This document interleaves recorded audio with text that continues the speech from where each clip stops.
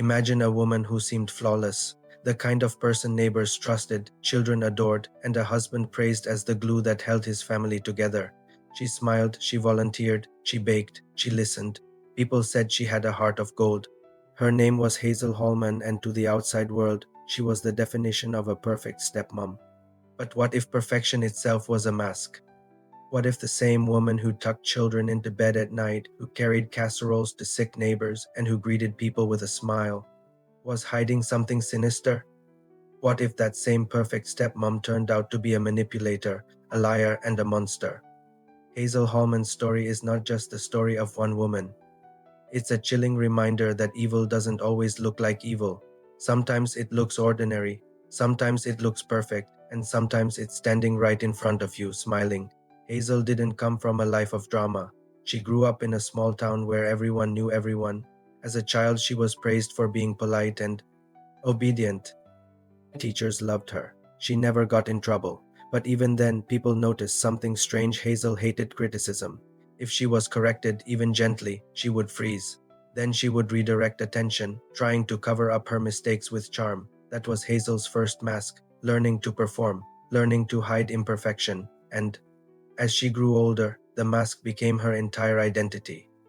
When Hazel married a man with children from a previous marriage, she slipped effortlessly into the role of stepmother. At least, that's how it looked. She showed up at school events, volunteered for activities, and acted like she adored the kids. To teachers and neighbors, she was the dream stepmom.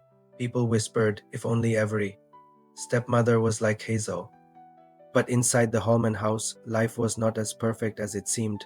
Hazel's kindness had rules. If the children obeyed, she rewarded them. If they questioned her, she punished them with silence, guilt, or worse. She twisted their words, gaslighted their memories, and convinced them that she was the only one who truly cared for them. Her husband trusted her completely. In his eyes, Hazel was the woman who saved his family. He didn't see how she isolated him, slowly cutting him off from relatives and friends. She convinced him that everyone else was jealous or toxic, that only she could be trusted. This is how Hazel worked. She built loyalty through manipulation. She created dependency by breaking others down. She maintained power by always smiling in public, so no one would believe the whispers at home. At first, the community saw nothing but perfection, but small cracks appeared. The children seemed quieter, more withdrawn. Their eyes looked tired, like they were walking on eggshells. When people asked how things were at home, Hazel always answered for them. She spun stories so convincing that even when doubt crept in, people ignored it. After all, she was Hazel, the sweet, perfect stepmom. But then came the accidents, a child with a suspicious injury, a story that didn't quite add up. Hazel always had an explanation, calm and convincing, and each time people chose to believe her.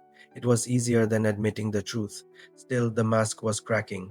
Hazel's need for control grew. She monitored phone calls. She tracked movements. She punished small disobediences with cold silence or subtle cruelty.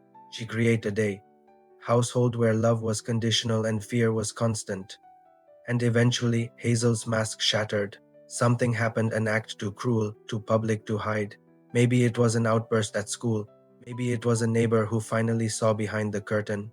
Whatever it was, the community could no longer deny it. The perfect stepmom was gone. In her place stood someone chilling, manipulative, and monstrous. The fallout was explosive. Neighbors who had adored her felt betrayed. Teachers who had praised her were horrified.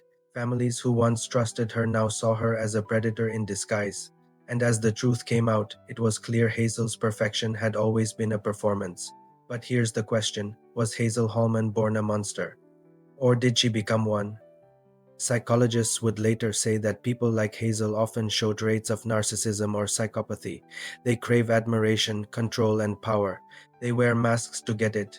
And when the mask slips, the destruction left behind is devastating. Think of other cases: Chris Watts, who seemed like a perfect husband until he murdered his family. Diane Downs, the loving mother who shot her own children. Betty Broderick, the wife who snapped and killed out of obsession.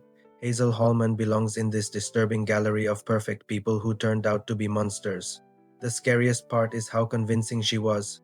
For years, Hazel fooled everyone. She made people doubt their instincts. She used kindness as a weapon. She hid behind smiles, church attendance, and school bake sales. And when her truth was revealed, it was too late. Hazel's story spread fear through the community. If Hazel could hide her darkness for so long, who else might be hiding behind a mask? How many perfect neighbors, teachers, or friends are actually monsters in disguise? Hazel Homan will never be remembered as the sweet stepmom she pretended to be. Her name will be tied to manipulation, cruelty, and betrayal, and her story will forever serve as a warning. Appearances deceive, because sometimes the person you trust most, the person you believe is perfect, is the one you should fear. So, what do you think? Was Hazel Homan truly evil from the beginning, or was she a woman consumed by her obsession with control and perfection? Share your thoughts in the comments. I'd love to hear your theory. And if you want more stories like this, chilling true crime, terrifying mysteries, and the darkest secrets hidden in plain sight, make sure you subscribe, because the next case may be even darker than this one.